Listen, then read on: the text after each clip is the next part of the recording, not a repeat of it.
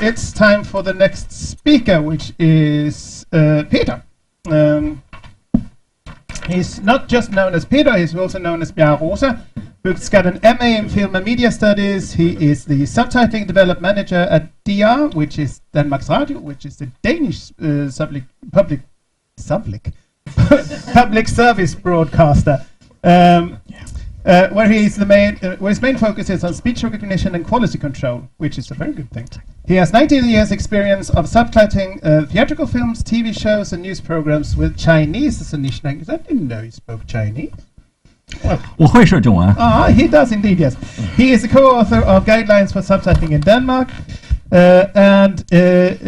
the guidelines describe the requirements and characteristics of subtitles in Denmark, and we have them in Norway and Sweden and many other countries as well these days.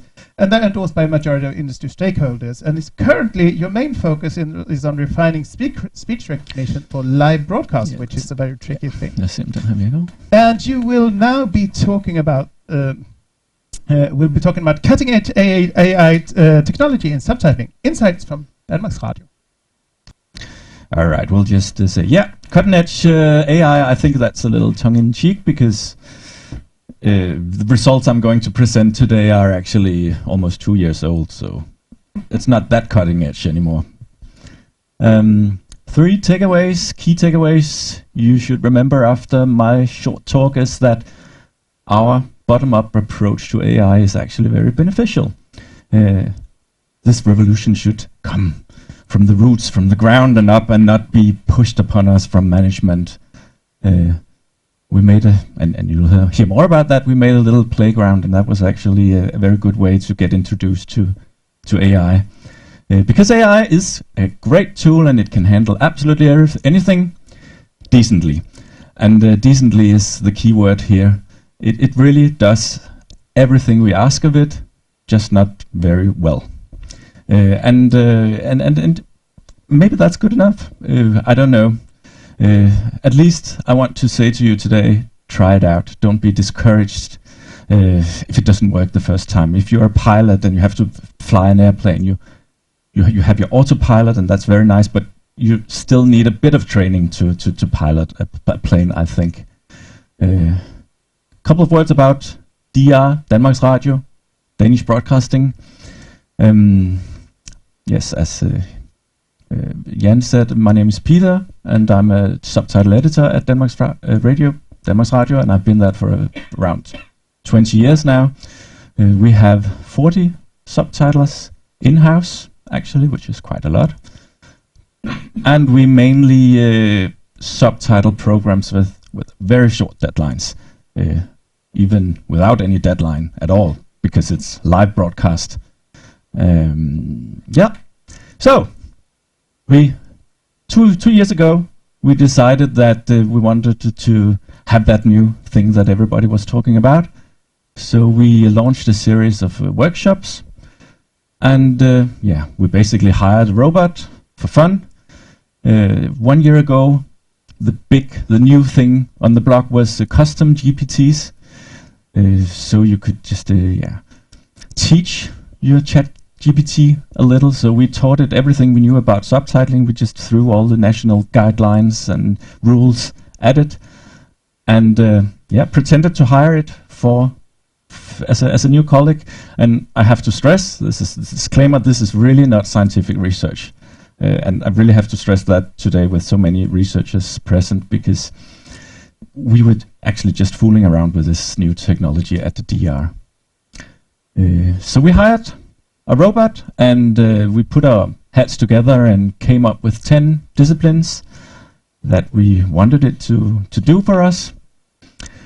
We have absolutely no time to go through all the results, but we chose 3 of them: live subtitling, humor and creativity, and proofreading, that I will share some of the results with you today. Humor and creativity is the big one, right? Many people say that an AI can't be creative. It might be right. At least it's cheap to get a computer to do stuff, but maybe we have to pay a price in terms of quality, who knows. So we asked it to translate an episode of Friends, And Guys, check it out. Let's just see Guess what job I just got? a couple of minutes. I don't know. Donald Trump wants his blue blazer black. What? Blue blazer back. He wants it back. Wait, you said black. Yeah, so just a short example. Donald Trump wants his blue blazer black, and he, of course, wanted to say blue blazer back. And already from the get-go, I won't go into details about the Danish translation, but I can tell you that it tried to help us and say, oh, this person can't possibly mean blue blazer black. So it already changed the wordplay to blue blazer back, which makes all the dialogue nonsense from there on, right? Because later they refer to this black, but there was never any black in the translation. So of course that's a problem. And how do we overcome that problem? Well, we go into some sort of discussion, even quarrel with the AI, and say, "Hey, come on, you have to understand this." And the interesting thing is that it really does know why it's funny. It can explain very perfectly, analyze it, and why this sequence is funny. But it still gives us a very rubbish translation. But after this iterative process, back and forth, we actually did get a good result. But the problem is that it took forever, and we really don't have forever, and we really had to fight to get our point across that you have to keep this mistake in, because otherwise it's not funny. This is some of the things we tried to tell it. So this test failed at least 1 year ago when we did it. It was very good at analyzing, but it was very bad at being creative. We have a little. It didn't get a good grade, but now it gets better. Now we went to proofreading, and of course proofreading is not just about looking up words in the dictionary. It's about the context, and it's about consistency. So we had our regular proofreader at DR conjure up a test, which is actually quite difficult. It would be difficult for even seasoned writers. I think they would struggle with this. And this text, you don't have to read it now, but it contains 20 mistakes, I can assure you. And we asked the robot to proofread it. And of these 20 errors, the robot actually found 17 of them, which was quite impressive, I think. And all the consistency, it got right. So actually we wanted to say, yeah, but very well done. But the problem is that one of the mistakes is a very basic spelling mistake, fortorvet, which it should have caught that one. It's very easy. It's basic. If you put this through Microsoft Word, the spell checker will find it instantly. And by the way, Microsoft spell checker only found 3 out of these 20 errors, right? So it is, of course, much, much better.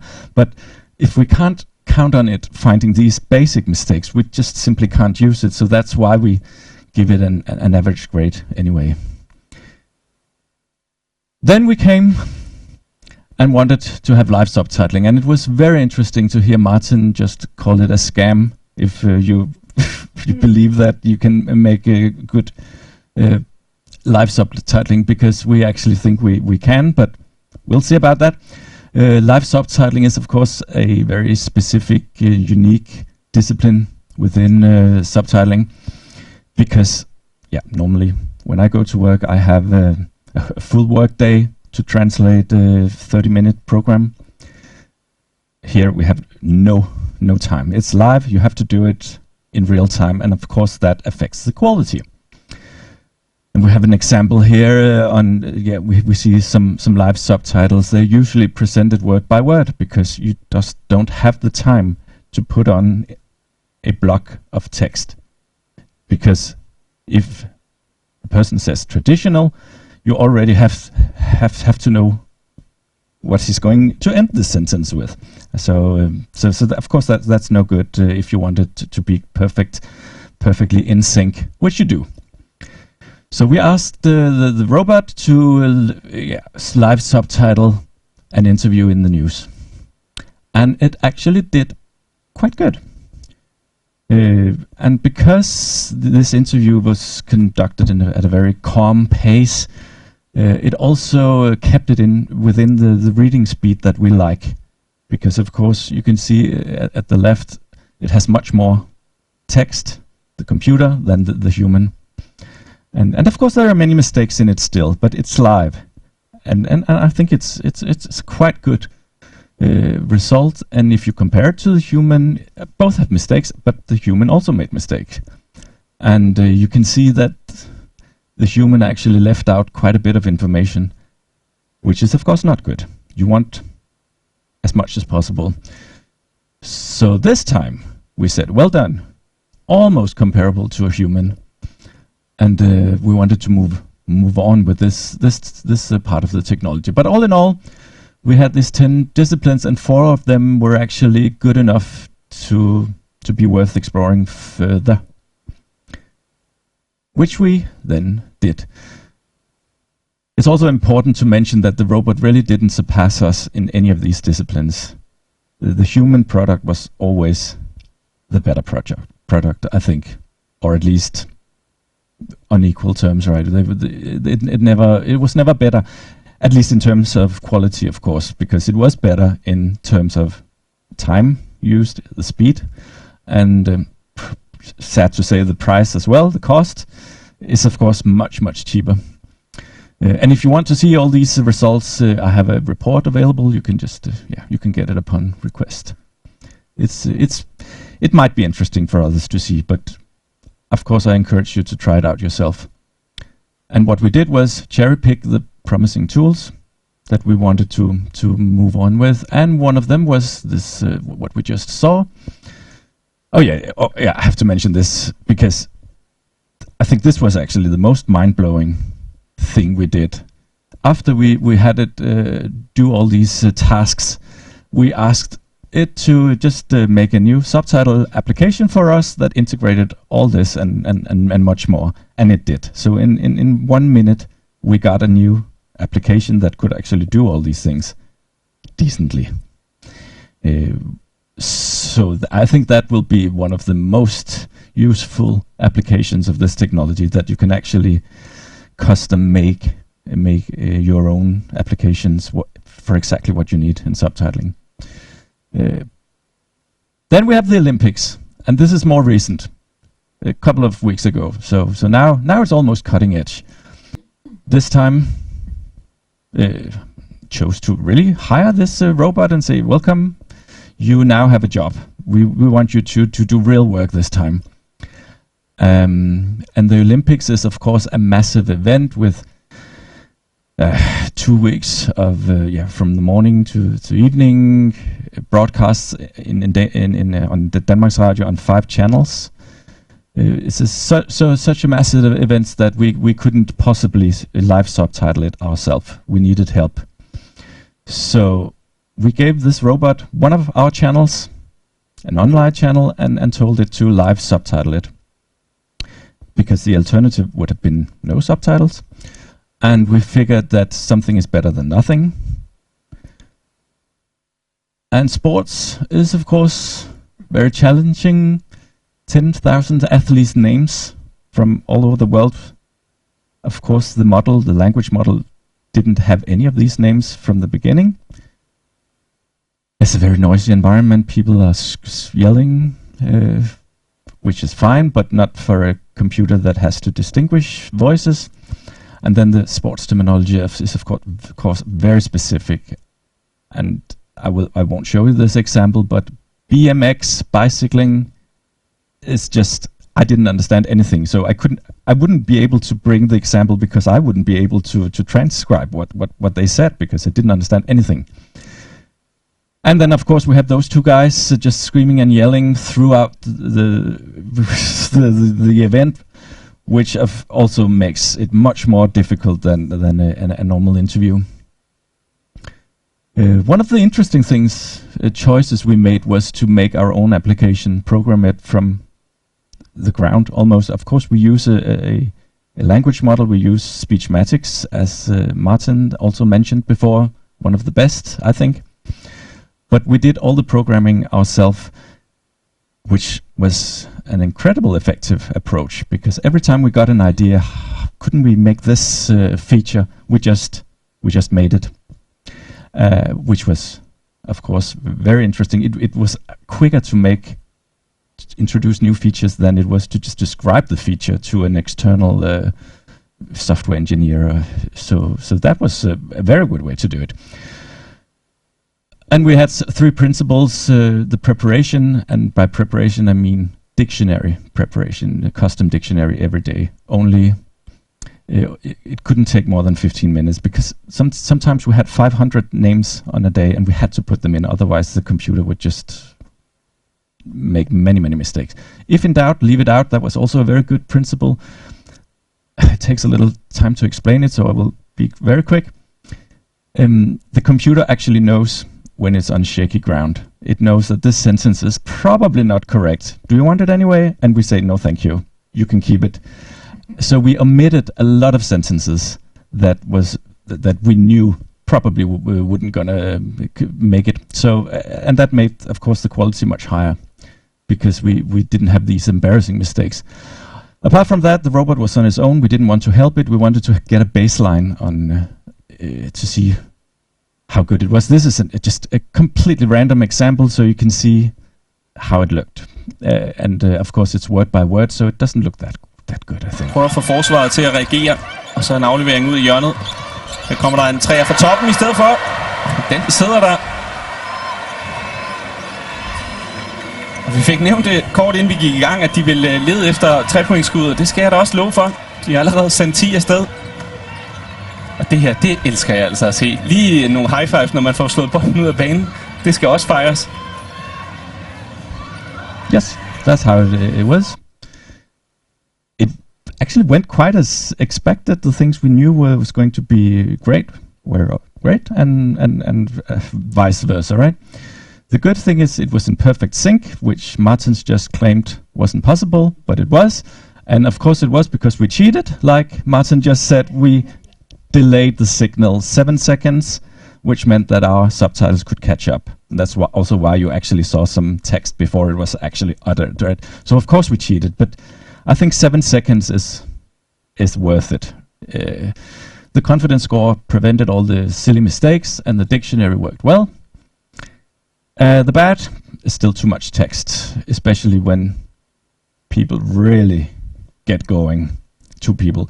We didn't condense anything, and we have to find a solution for that. Still, there are many recognition errors as well.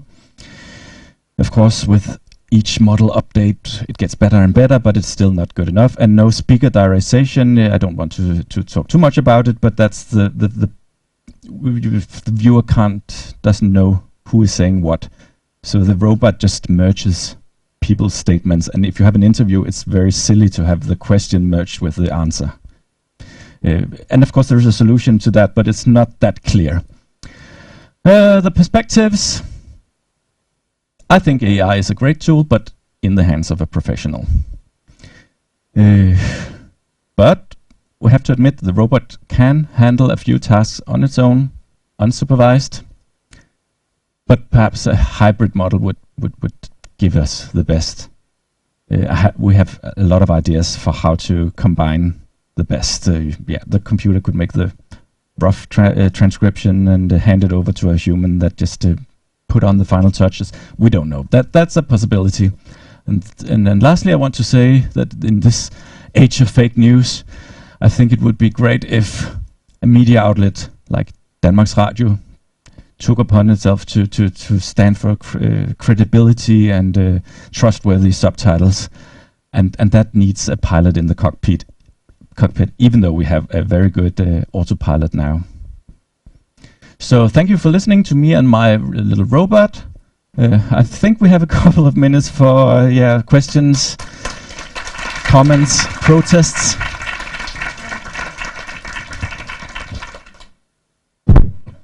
We do indeed. Thank you very much, Peter. This was very interesting to see it from the receiving end, so to speak, the people who actually use the stuff and what you came up with. And there's some very interesting experiments there. I think that was very useful for us all to learn about. And Amalia is dying to say something. Oh, no. I am dying to say something, which is that I already arranged or discussed with Peter about some online workshops regarding this whole thing. Because the thing that I find exciting about it is, like you said, it's from the ground up. It's what the professionals need in order to do the job, rather than here's something, we think it works, now we're going to reduce your fees. So this could be a movement, and we are ready to do some more on that. Thank you. Yeah, I agree very much. Because we are lazy as translators. If we get a tool that doesn't work, we don't want to use it. We can't be bothered with it. But if we get a tool that actually helps us, yes, keep it coming. Yes, I had a question about just a clarification about the bottoms up, the Olympics thing. Was that also your own initiative? It wasn't from the bosses or was that? Yeah. It started from the bottom up. That we had this palette of options. We said this won't work. This probably will work, and then of course some higher ups told us, okay, what about the Olympics? Could that be a case for us? Because and it was an ideal case because, as I told you, it wouldn't have been subtitled anyway, so it's a good place to start. I'm sure that if we just started replacing subtitles and putting in an AI, the reception would have been different, I think. Yeah, because that's what's been done in Sweden now by TV4 has started replacing subtitlers by automatic subtitling. Yeah, we are That's just a definitely not there catastrophe. yet. No. So it's the bottoms-up approach is what you're saying. I think that's what made us come on board with this project in the first place. Thank you. There you go. Oh, it was Oh, me, was it? actually. Oh, it wasn't you. Right. Yeah. There you go. Thank you. Hi, my name is Eben. I'm a translator. I just wanted to ask, because I forgot to ask the first guy, Anders, who did the talk, but you talk about it being cheaper. Do you take environmental costs into that? I mean, the energy consumption of using this? I don't know much about it, but I heard a while back at another seminar thing that it's actually really, really, really resourceful to use. You use a lot of resources in order to generate the information, and it's a lot more than just a Google search and whatever. And how does that figure in the price? Yeah, I'm sure that if this carbon footprint, or what you want to call it, would stay that high, then we would really need to have a discussion about it. But the people I listen to say that this cost is really on its way down. Not just the cost in money, but also in environmental issues. And I didn't at all mention the ethical part of this discussion, which is incredibly important. And some of it is beyond my pay grade. It's not up to me, but no, we didn't think about that at all during this test. Sorry. Right. Thank you. We're actually out of time. I think maybe one more question. There was one here, wasn't that, Marit? Or Anna? Marit, yeah. Okay. Hi, thank you. I wanted to ask a quick question, kind of picking up on what was said earlier about Sweden, for example, replacing subtitlers. Have you collected actively or received more passively any feedback from the viewers? How did they feel about this? Yeah, this is very interesting because usually I have to admit, because we have done a lot of national guidelines and local guidelines on what is the best quality, and the interesting part is that we never ask the viewers. We ask ourselves, and that's such a nice thing. So this time, not for the first time, but we actually did ask the users because we were very curious how they would receive this. And the feedback has been almost too good, which actually surprised me. We have had many people tell us that this robot is just much better than a human subtitler, which really goes against all that I know. Because I understand what you're saying. You got all the text, but you didn't have time to read it, did you? But somehow they don't care. Some of them don't care, at least. They prefer to get everything, and the people. It has to be mentioned that the people we asked were professional users of these accessibility services. So they're used to having a lot of mistakes, and they use their biological filters to just filter out all the mistakes. So they actually prefer to have as much as possible, and then they could just use their own experiences. So yeah, we did get some feedback, very good feedback, but it can't stand on its own, that feedback. We definitely have to have whole can of other worms people open there. I Yeah, think. yeah, definitely. So thank you very much, Peter. We don't have time for any more questions. Okay. I can see this really brought on a lot of questions, and I saw that there were several hands, but there will be a debating point in the end.